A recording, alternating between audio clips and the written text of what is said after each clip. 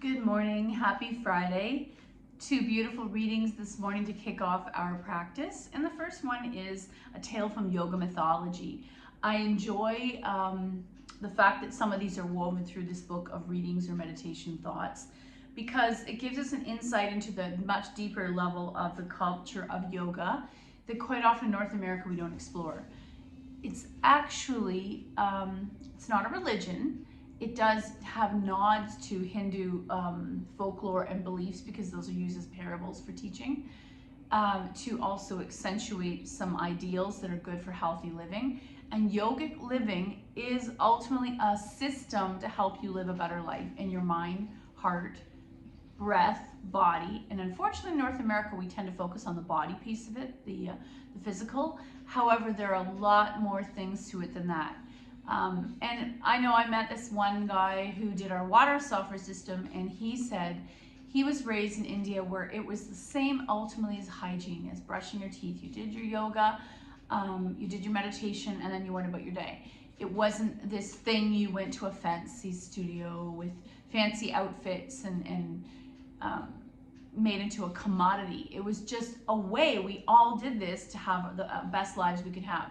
So this is a very interesting reading. The myth of Ganesha, which is the, I think it's the elephant guy. You see him a lot, statues in yoga. And Gajamukha. Ganesha and Gajamukha were identical looking beings who had elephant heads and round, heavy human bodies. Ganesha had received his head as a gift from his father and uncles, so he felt joyful about his looks since they were given to him in love.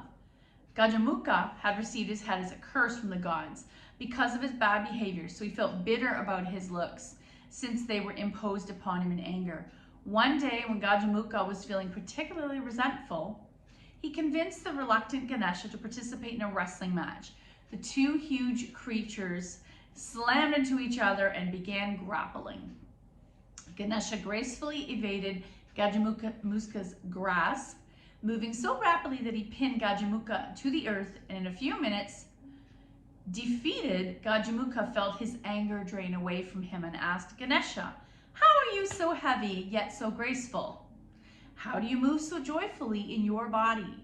Ganesha told him, "You must accept who you are and love yourself. Contentment and joy and states of mind that begin with acceptance and self-love." And that is where a lot of it is perception. There's a couple models in the plus size world, and what's funny is they're moving away from calling them plus size.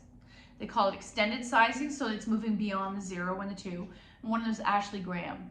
She was the first Sports Illustrated model to have a fuller figure, and she probably actually has a normal size figure in everyday standards. And the confidence she has in her body with which she posts in social media, she has 3 children, 3 boys, so she tries very hard to always demonstrate a love of her body. I just finished reading an article how we need to, especially in front of children, embrace the beautiful diversity of the bodies that are out there. So this idea that you should love your body, and guess what happens, what follows suit? When you fall in love with your own body and what was made for you, you evoke and bring out this beautiful energy and confidence that attracts people. I came from a mother that hated her body, and I worked very hard to not echo those words in front of my own child. And coming to terms with your own body, the body that you have on this earth, for everyone it's different. If you have family members that died young, you can appreciate the body that you have as you age. It's a gift. On a side note, the next one is, I like this one. Release control to collaborate with the universe. And I'll just read it quickly because I want to get to our practice. We cannot control everything, like our body. Sometimes we need to step back and let things unfold as they will. We can try to direct the outcomes of our actions up to a certain point. We need to let play out what is already set in motion. We need to release a little bit of control. Giving up control can actually be a relief. It's an admission that we're not the only force in the universe, and that in fact we are only one force in conversation with many, many other forces. And there's our ego shifting to the side, and that we're interconnected. I love the interconnected. From the forces of nature to the energy and interests of the people around us, all working together. For example, we can't force a flower to open its petals and bloom. We must wait for it to happen on its own. Just like we have to wait for spring to happen on its own. Similarly, we cannot make a person agree with us, and this has become a really big thing. I still say ever since the Trump period, we have switched as a society from being more demure and discreet with our own opinions about religion and politics. And something happened and the floodgates open and people are just too honest now. And if someone doesn't agree with you, it's becoming a problem in our society. In addition, when we respect another nature's rhythms, another person's ideas, we are given an opportunity to grow and learn. We are in a collaborative relationship with everything that exists, whether you like it or not. And if you don't like it, go live on an island. And we can try to give and receive within this collaboration. Excuse my itchy nose. I really like that. So collaboration, interconnectivity. What is our animal today? Usually I try to do a quiet, calm. Oh my gosh, the first one I opened was Dove Serenity. I don't know that we've ever done that one. I'm gonna shuffle, and if I don't like what we're doing, we're gonna do Dove. Raven, you know what that means? Crow. And this is a pose that either people fear or get very excited when we say it's coming up. Magic and owning your own power. So I have a feeling that the writing isn't gonna be as readable or relatable as we're used to in North America. I feel like it's going to be a little broad. Try to keep yourself little by denying your power so you won't be a threat to anyone else. Merely keeps you in a false bubble of safety. And this may happen to you, especially if you come from a large family and you're used to being under the light of maybe the firstborn. Of course, it's the way you won't get noticed much or stand out. Well, that trick is worn out, it's welcome. You're more powerful than you think, and it's time to stop pretending. There's no need to take on airs about your incredible talents. Just let them serve you. Lead by example, deeds speak. You can move mountains, blah, blah, blah. So what I love about that is let your light shine. Hide it under a bushel. No, I really like that. And it's something that as you age, you start to become more aware of. I've been minimizing the true, there's a meme, I minimize my weirdness, but let your freak shine. So Crow is a pose about balance, stillness, trust, blind faith, believing in your own body's ability, and getting out of your head is the biggest thing. Let's take a moment coming into constructive rest. Arms by your side, palms turned up. Take a big breath in. Exhale, back body to the floor. Inhale. Exhale. Inhale, exhale. And one more time. Inhale, chest to the sky. Exhale, back to the floor. I'm going to heel toe my feet wide and a little bit of windshield wiper just to see what's happening in your hips today. Sometimes I notice I get a little crack in my lower back by just moving the hips. Let's take our knees to the left, head to the right. Center, knees to the right, head to the left. Center, and then finally knees to chest, little boat. We'll take our knees to the floor on the left, double legs, some final twist. Right arm opens to a T. Adjust yourself so that you can spend some time here.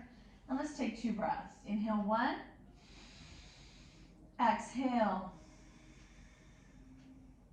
Inhale 2.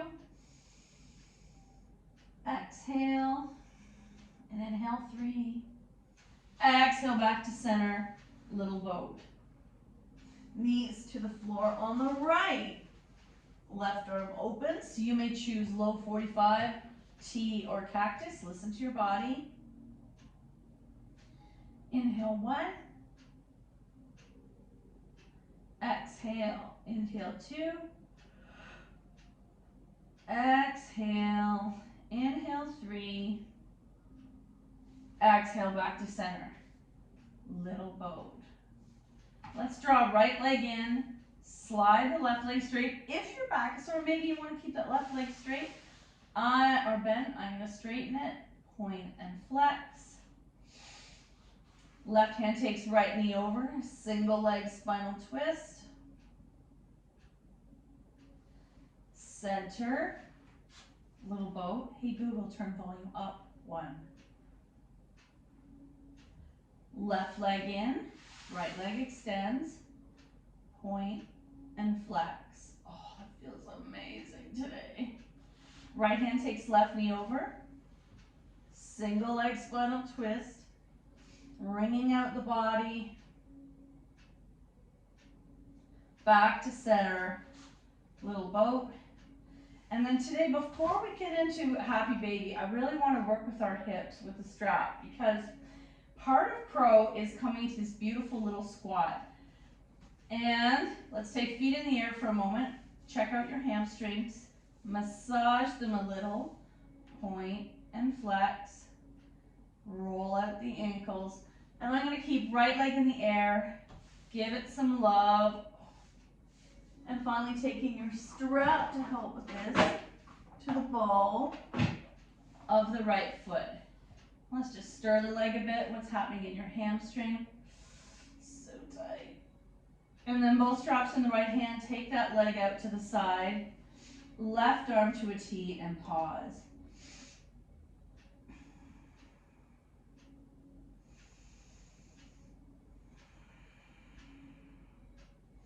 Back to the sky, strap in the left hand across the midline or all the way over. And come on back up. Get rid of the strap. Little boat. Feet in the air, right leg lower. Massage the left leg. Point and flex. Strap to the ball of the left foot.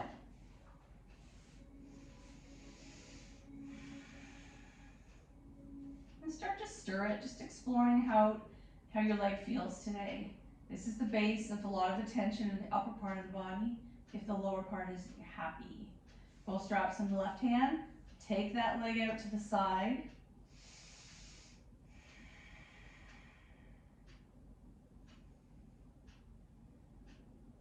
Back up, strap in the right hand, across the midline. Back to the sky, get rid of the strap. Little boat, egg beaters. And take those knees wide. Hands are on their knees or pressing the inner knees away from center. This is the shape we'll be using for crow while we're upright. So you can stay here or take the hands to the shins. Pull those knees in. Frog on our back, pressing the lower back into the floor. Coming into setup for Happy Baby, we'll take our hands behind our thighs. Once more, pulling those thighs towards side body while pressing the lower back down. Shoulders stay wide.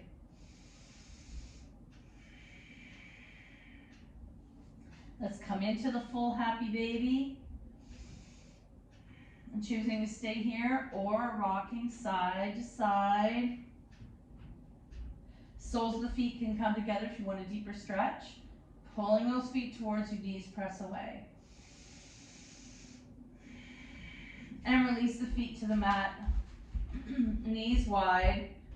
Let's come into Goddess, and you may, recline cobbler. If I keep my hands on my belly. And here, make my arms wide, or cactus. We're in recline Goddess.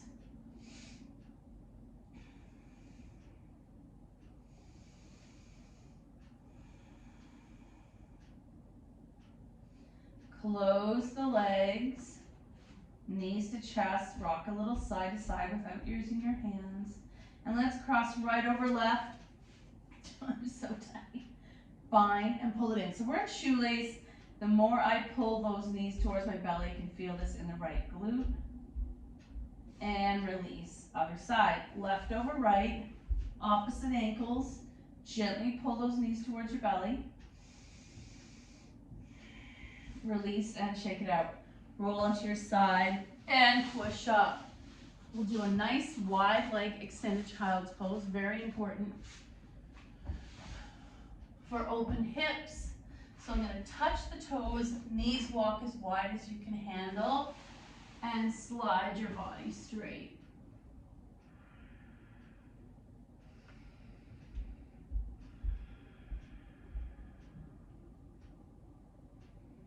If this isn't going to happen in your knees, maybe you leave your bum in the air and come into puppy, chest to the earth, and then come on up. Let's come into tabletop. We'll do a little bit of cat-cow for mobility in our spine. Tuck your toes. Cat. Flowing back and forth. Cow. Cat. Cow. Cat. Cow. Cow. Cat. Cow. Cat. Cow. Cat. And then we'll tuck our toes, come into a short downward dog. Option to pedal here or drop both heels. You might even come up on the balls of the feet. Drop the heels and press hard to the chest. Up, down, up, down. Right foot forward, left foot back, rise. Hands release, feet together. Fold, rise, heart center. Inhale up. Exhale, fold, swan dive. Half back, plant, come down. Cobra, dog, pedal, left foot forward, right foot back. Rise. Hands release, feet together. Fold, rise, heart center. Inhale up. Exhale, fold. Half back. Plant. I'm going to hop. You can get down however feels good. Cobra. Dog. Right foot forward. Left foot back. I feel like we've already done this side. Rise. Hands release. Feet together. Fold. Rise. Heart center. Inhale up. Exhale, fold. Half back. Plant. Lower. Cobra. Dog. Left foot forward. Right foot back. Rise. Release. Feet together. Fold. Rise. Heart center. Ah! Did you feel how I had you going a little faster than normal? So I wanted you to get some energy going, build a little bit of prana, breath, some heat, and then come on down. Okay, we're gonna do a little bit of seated for a moment. We don't do this pose often, where it's an upright windshield wiper, so knees are bent. I'm gonna take the hands behind me. We'll drop them to the right. Similar to when we do mermaid, which would involve sitting upright. But initially you can stay back here. Center and to the left. And I like to use this experience if ever I'm super tight. I just want a quick way to help release the lower back, back and forth. Another variation is to the right and then sit upright. Now I'm in mermaid and it's quite a bit more intense. Sitting upright, maybe you're tenting the fingers, resisting the earth. And then back to center, flip to the other side, and option to sit upright. Very nice. Coming back into, let's come into butterfly, so you bring the heels towards you. Bind if you can reach. And we'll sit here for a moment, 3 breaths. Inhale 1. Exhale. Inhale 2. Exhale. Inhale 3, hinge if that's comfortable. Exhale, option to slide it into diamond, hinge a little deeper. Inhale 4. Exhale, I'm not dropping the head. Maybe go a little deeper. And come on out. Roll out your ankles. We'll do a quick shoulder release just to make sure we have the mobility or range of motion in the shoulders. Ultimately, when we do crow, it's stacked bones, but having stable shoulders is key. So if you've got a jam somewhere in it, that is not going to help you. Coming into zombie arms with your strap, tear the strap, maybe a little tiny side to side, we're keeping this part straight. Actually, how far can you go without bending your elbows? Oh my. Maybe you're gonna go a little higher and do the same thing side to side. Don't bend the elbows, don't move the face. Oh, that's intense. And then come all the way back down. So isolating the bones and letting the joints do the movement. Release. One more time. Now we're going to do our normal shoulder work with the strap. Zombie arms. Tear the strap, getting blood flow in the shoulder. Maybe rise. Option. Oh, my pecs are so tight. Something I did lifting some weights the other day. Okay, 2 more like that, and then we'll do something that's lower the shoulders. Remember, if you've had a shoulder injury, you are not participating in this. Zombie arms, rise. Maybe give yourself, oh, you know I normally love this one. And one more. Zombie arms, rise. Oh, try not to jut the chin and belly out, and release. Oh. So a lower version is I'm gonna fold this strap in half, take it behind me, one in each hand, and your chest is nice and tall, you're standing up tall, you're not collapsing in the shoulders, and then attempt to lift this behind you without jutting the chin and belly out. And again, I can try to do side to side. That's hilarious. And release.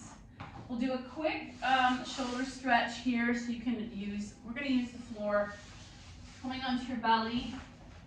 Let's take left arm out to a T, shoulder height or lower, right arm bent at the elbow, rolling over. Oh. And I might stay here. You might lift your head off the mat, or you might take the right arm up. So now it's core, balance, and opening the pec. I'm going to drop the right arm because I want to focus on stretching that inner shoulder muscle and the pectoral muscle. And come on out, stack your hands, windshield wiper the feet. Other side, right arm to a T, left arm is going to tent because it's that resistance that's going to help you move away from the wall. So, legs are in line, head is off the mat 1 or 2 inches, and roll back slightly. Roll back slightly. Do you feel that stretch? Option, take this arm up, so that's easier on this side. My non-dominant side. And then come on out, stack your feet, windshield wiper. The next piece we want to do to awaken is we're going to do a seated supported squat. Even if you can do a squat, I'd like you to stack 2 blocks. You could also use books, you could use an apple juice can. Basically the height of two blocks, almost like we're having to make a toilet while we're camping. So coming onto that block, I like to use the elbows to open up the inner hips, inner thighs, coming into Anjali Mudra, heart center. Thumbs to sternum, standing up tall in the chest. And my feet are turned out slightly as if I was squatting on the ground, but there's no effort on the knees here. Inhale 1. Exhale. Inhale 2. Exhale. Inhale 3. Lift the heart, face to the imaginary sun. Exhale, release. Hands come to knees and come on up. Okay, the next piece we want to do, because ultimately stacking the bones will happen, but I also need my hands aligned. So to get my hands to the floor, I'm going to bend the knees, hands to the floor. Look, I automatically come into this little squat. Looking down at your hands, I'll move back. The wrist crease is right under the elbow crease, right under the shoulder. Beautiful stack. We have these body parts that all line up. Shift your weight, come forward. Actually, let's do it standing sword. Knees are bent, shift, forward. Shift back into your heels. Shift, forward. Wrists are strong. Shift back in your heels. Shift, forward. Now I'm coming up on the ball of my foot as if I was going to go into a handstand. Shift. Coming up higher in the ball of your foot, and you're looking slightly forward of the hands. If you look down, Murphy's Law is that you're going to come into a somersault. Shift, forward, and then come back into that squat. How does that feel? Okay, let's take it a little further. We're getting ready to go into actual crow. If it makes you feel better, for years I did this, I put a bolster in front of me so that I knew I was honestly never gonna fall on my head. I have never fallen on my head in over 30 years of practice. Hands land, elbows bend, shifting forward. So traditional crow, you always hear me tell us, would be feet facing forward, shoulder width, and the knees would go into my armpits, and I'd be using the back of my arms to line up with my shins. My anatomy does not do that, and that was invented by a male teacher. My anatomy has wide open hips. So I'm gonna have the hands the width of my shoulder, elbows slightly bent, shift the weight forward, looking forward, and come on out. Maybe you don't even go into crow today. Shift, and I'm gonna lift my right toe, come back down. Shift, lift your left toe and come back down. And maybe you keep doing that a couple times just to get the sensation. This time I'm gonna shift, and I'm gonna attempt to bring two. Oh, it's been so long. Shift, both toes, and I don't know why, I'm obviously in my head, I'm not successfully staying in crow for very long. You can continue that at least 3 more times. And then, you might even pause this. I'm gonna come into one more time. Wide-legged diamond this time instead of butterfly or cobbler. Sitting up straight. Hinge. And I encourage you to do that as weekend homework. Play around with that beautiful pose, crow. It is often the most feared pose. Headstands, people just go, yeah, I'm not gonna do it. Handstands, people go, yeah, I'm not gonna do it. But for some reason, crow, people see it and it really intimidates them. Once more, hinging forward and come back out. I'm in diamond, hinge, and come back out. When you have the opportunity to play around with crow, it's the biggest elation in your confidence in your yoga practice because it's not like a headstand. I would never encourage you to do a headstand, handstand, or shoulder stand without a person around to spot you because there's a lot of place for injury that can happen. With crow, there's honestly no injury that I've ever seen happen. Our ego gets damaged because we fall, and that's why if you can do it on your own in your own home, you can laugh, have a good laugh, maybe get someone in your family to do it. Once more, come back to seated. We're gonna bring the energy level down, hands on your knees, sitting up nice and straight. Inhale 1, exhale. Inhale 2, exhale. And think of one thing you can forgive your body for. Remember, it's yours forever. It's the home that houses your soul, so it's very precious. And think of one thing that you're always beating yourself up about, and can you give yourself a compliment and say thank you? Today we're going to do a reading from the Crazy Love Notes because we're all about loving ourselves. Let's see. Forgiveness. Oh my gosh, did I not just say forgive your body, love your body? Forgiveness heals. Forgive yourself and others. Let go of the old story. Release any guilt and blame. Everyone is doing the best they can, and this includes you. Kickstart the healing process by surrendering all the judgment and hurt. Your health and happiness will thank you. Think about what is it that you have not been forgiving your body. And today I'm talking specifically about our physical body. It doesn't have to be an action or something you did. I want it to be your actual beautiful temple. Thank you so much for your effort. The good in me sees the good in you. Namaste.